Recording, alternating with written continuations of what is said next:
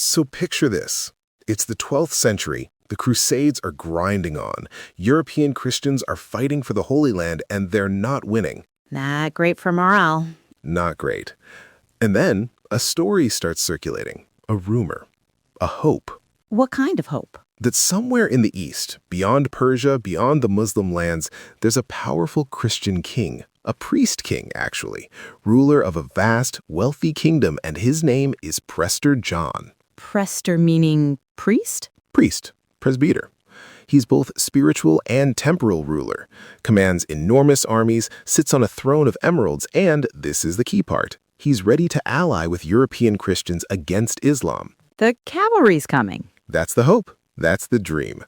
We have a record from 1145. Bishop Hugh of Jabala tells the chronicler Otto of Freising about a certain John, a king and priest who lives beyond Persia and has already defeated the Muslims in battle. The Prester John wasn't real. Prester John was never real.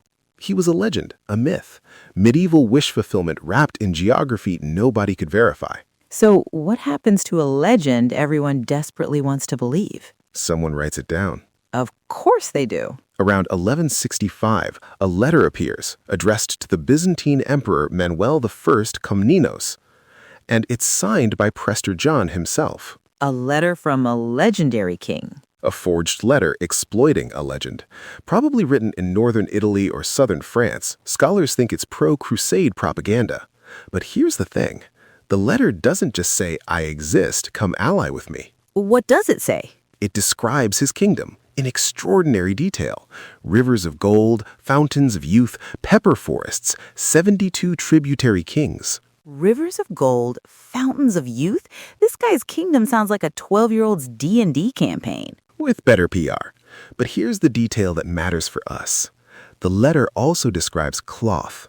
Beautiful, magical cloth, washed not in water, but in fire. There it is. Made, according to the letter, from salamanders. Salamanders? The lizards? The lizards that supposedly live in fire. The letter claims they produce little cocoons, like silkworms, and the ladies of Prester John's palace weave the cocoons into fireproof fabric. That's not how any of this works. Here's the actual passage. Quote, "In certain other provinces near the torrid zone, there are serpents who, in our language, are called salamanders. Those serpents are only able to live in fire, and they produce a certain little membrane around them, just as other worms do, which makes silk." Wait, did you just try to do a Dan Carlin voice? Maybe. Don't do that. Fair enough. Salamander cocoons? This little membrane is carefully fashioned by the ladies of our palace, and from this we have garments and cloths for the full use of our excellency. The ladies of his palace weaving salamander silk. Those cloths are washed only in a strong fire. So a forger, trying to make a legendary king sound real, invents an explanation for asbestos cloth. And that invention, salamanders producing fireproof silk, becomes the dominant European explanation for the next 500 years. From one forged letter? One forged letter that people desperately wanted to believe. Pope Alexander III believed it enough to send his personal physician to find Prester John in 1177. What happened to the physician? He never came back. Of course he didn't. Probably got to Persia, asked for directions to the magical Christian kingdom, and people just laughed at him until he died of embarrassment. Or dysentery. Probably dysentery. Not just for Oregon Trail. So how far did this letter spread? We have 469 surviving manuscripts. Wow. 234 in Latin alone, about 30 from the 12th century. It got translated into French, German, Italian, Hebrew, Serbian, and Russian. So this thing went medieval viral, the original copy pasta. A forged letter exploiting a legend, inventing salamander cloth, and it became one of the most copied documents in medieval Europe.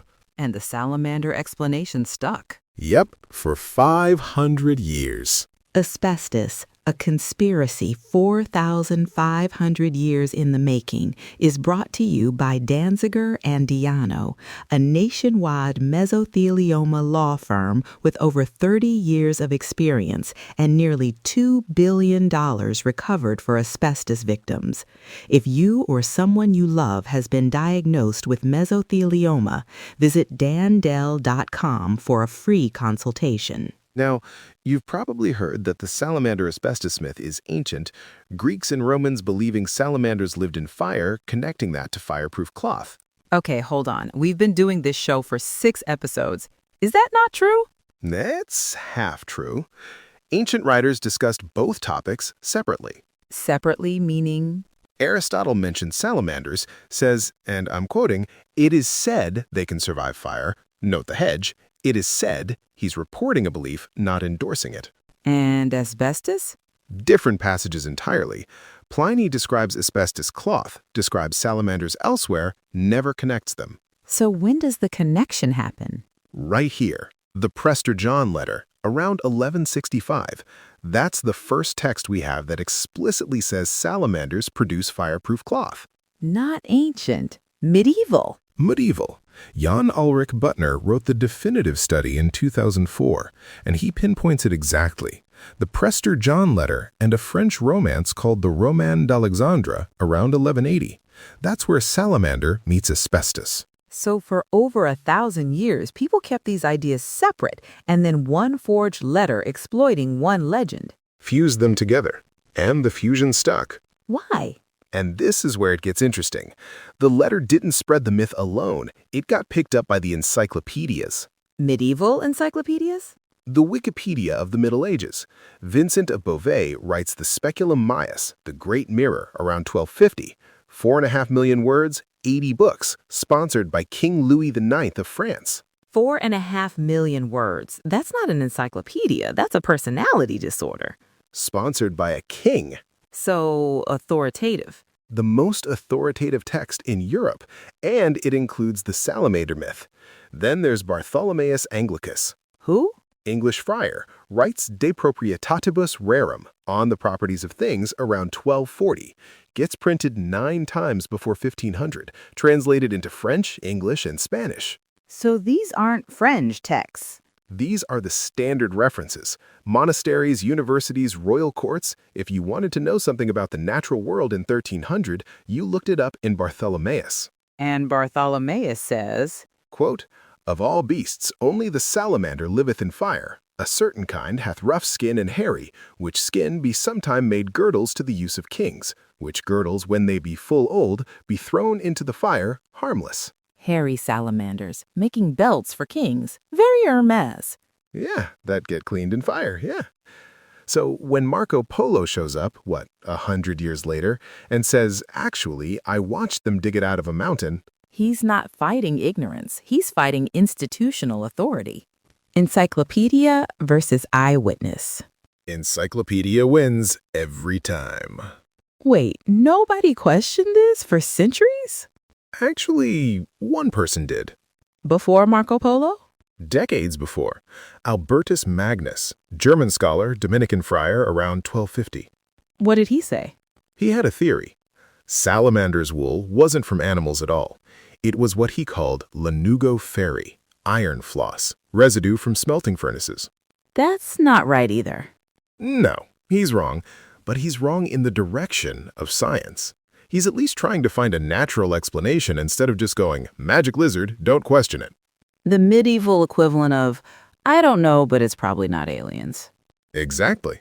But here's the thing. He identified the con artists. The what? Quote, "This iron floss and any article made from it will not burn in fire. But itinerant peddlers call it salamander's wool." Itinerant peddlers. Traveling salesmen. He knew they were making up the salamander story to charge more. The original dropshippers. Ships from Prester John's kingdom in 4 to 6 weeks. Exactly. So medieval skepticism existed, it just didn't win. Couldn't win. Not against the encyclopedias, not against the church, not against centuries of authority. And not against the money, I'm guessing. Which brings us to the scam. Speaking of corporations profiting while keeping people in the dark, if you're dealing with a mesothelioma diagnosis right now, you deserve straight answers, not runaround. Danziger and Diano, Dandel.com. So, medieval con artists. Medieval con artists. Remember the monks who bought Jesus' towel? The Monte Cassino thing, episode 5. Right. Monks returned from Jerusalem with cloth that supposedly touched Christ's feet. Merchant proves it's holy by throwing it in fire. And it comes out white.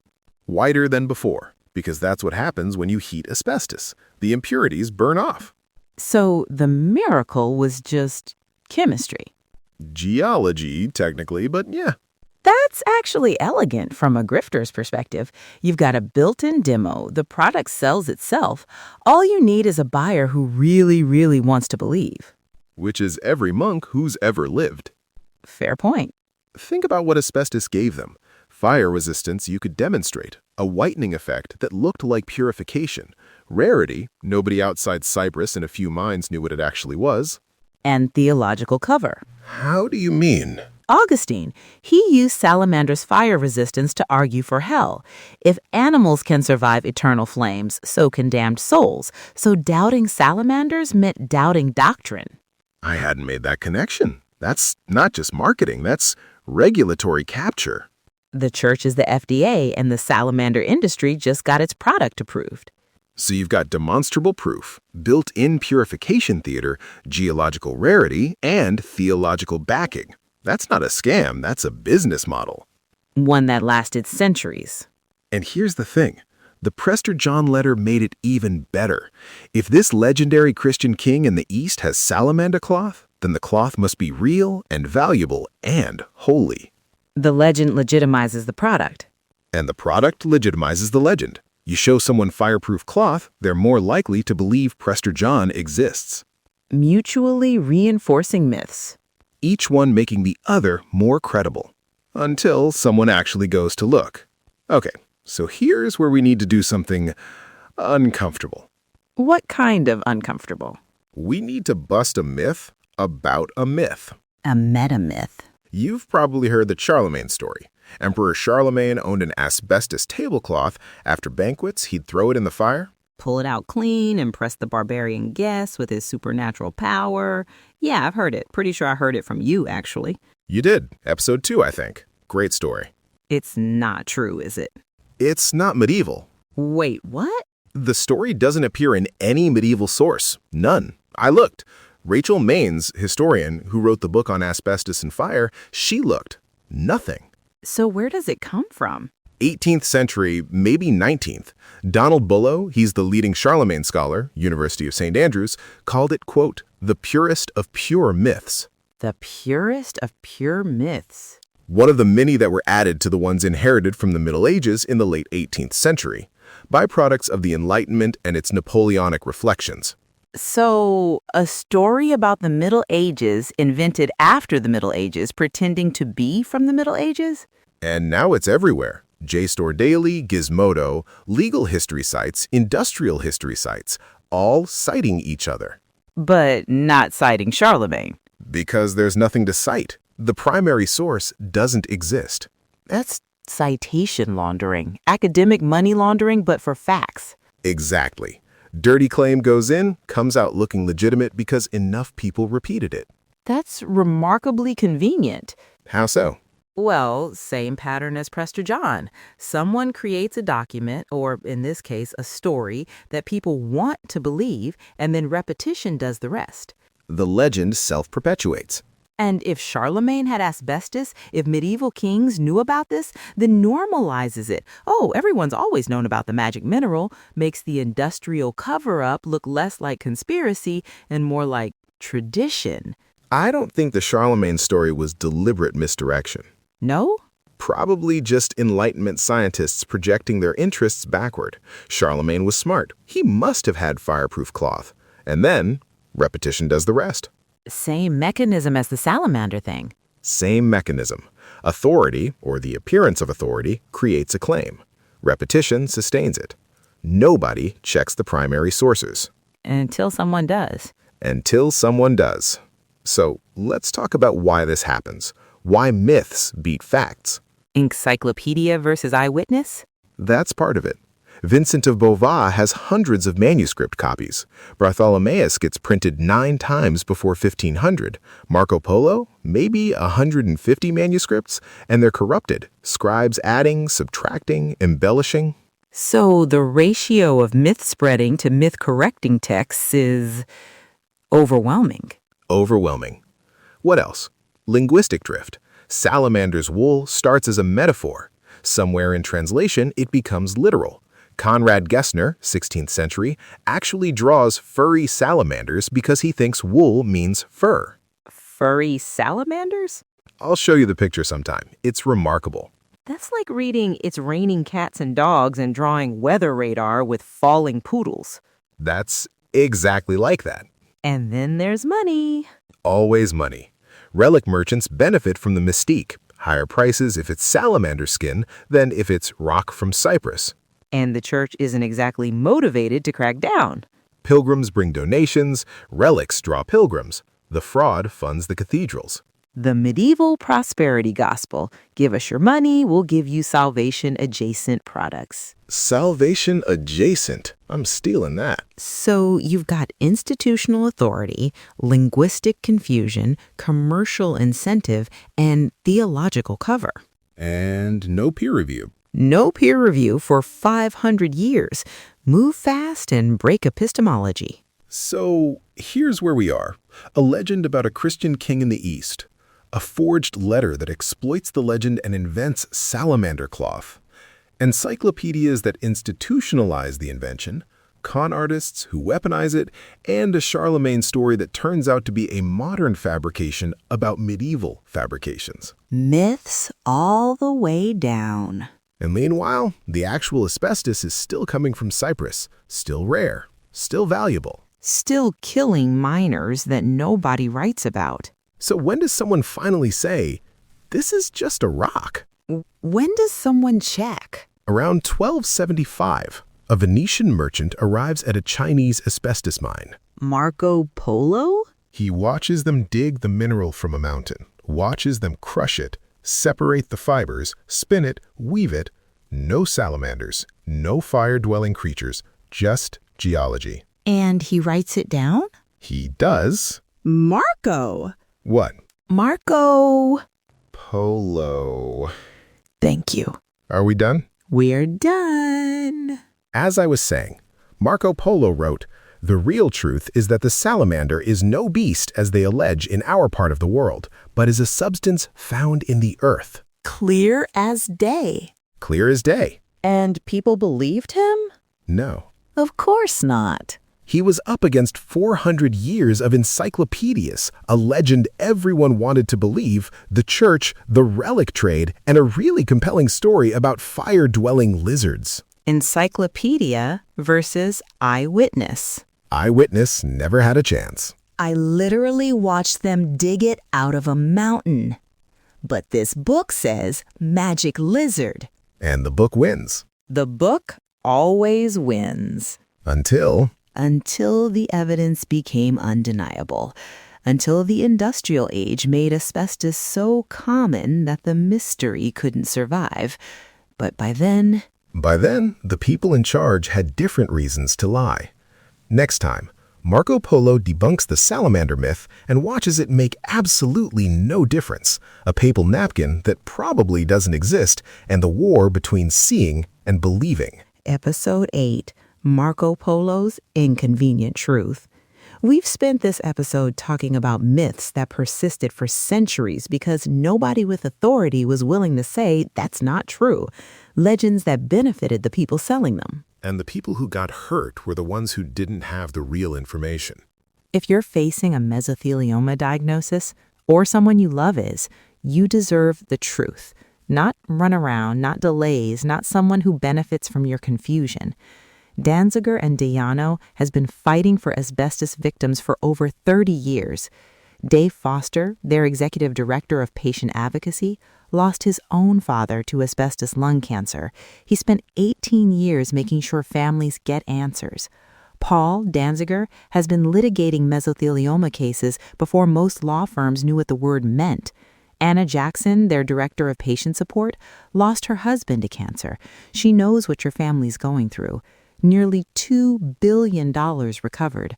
But more than that, real people who understand what's at stake. Get a free consultation? Visit dandell.com. That's DANDELL.com.